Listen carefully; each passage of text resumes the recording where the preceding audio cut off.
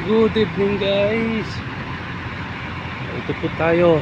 Magmula umaga hanggang mamayang umaga ang aking duty ngayon guys. 24 hours. Gawa ng kulang kami sa rigger.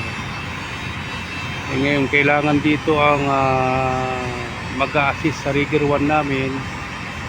Kailangan nyo ng rigger 3. Kaya ako ang pinili. Ito kahit na pang araw ako pang gabi ulit. Day shift saka night shift, 24 oras ang trabaho ngayon. Tsatsagayin hanggat kaya pa guys. Total bukas makakapagpahinga naman. Hapon ang pasok ko bukas.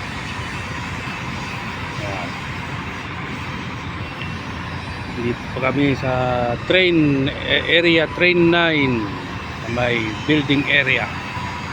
Ang dami naming kakasa ngayon guys. Bali 10 25 tons ang kakasa namin ngayon. Yan ang rest shelter namin. Rest shelter na walang AC, walang electric fan. Kita nyo naman guys, ang liwanag. Ang ganda ng illumination. Sobrang liwanag dito sa aming area ngayon. Daig pang araw. Abuti na itong night shift kasi hindi masyadong bilad sa araw. Sobra kasi ang init ngayon sa araw ngayon guys. Kanina 49 to 51 ang heat index. Grabe init. Abuti na lang di masyado. Yung humidity is nasa 45 lang yata o 50 yung humidity. Yan guys. Yan, patapos na. I-install na yan guys. Kakasa na namin yan.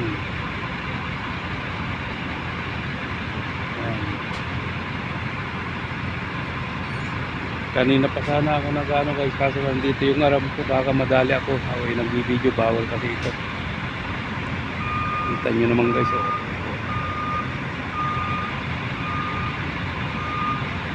Iangat na po ng aming rigger 1 yan maya maya.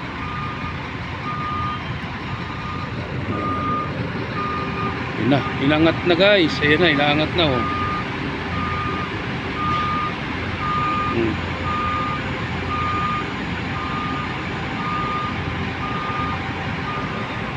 Okay.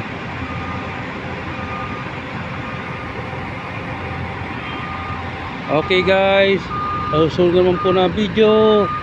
Huwag niyo pong kalimutan subscribe, like and share. Don't skip my ads.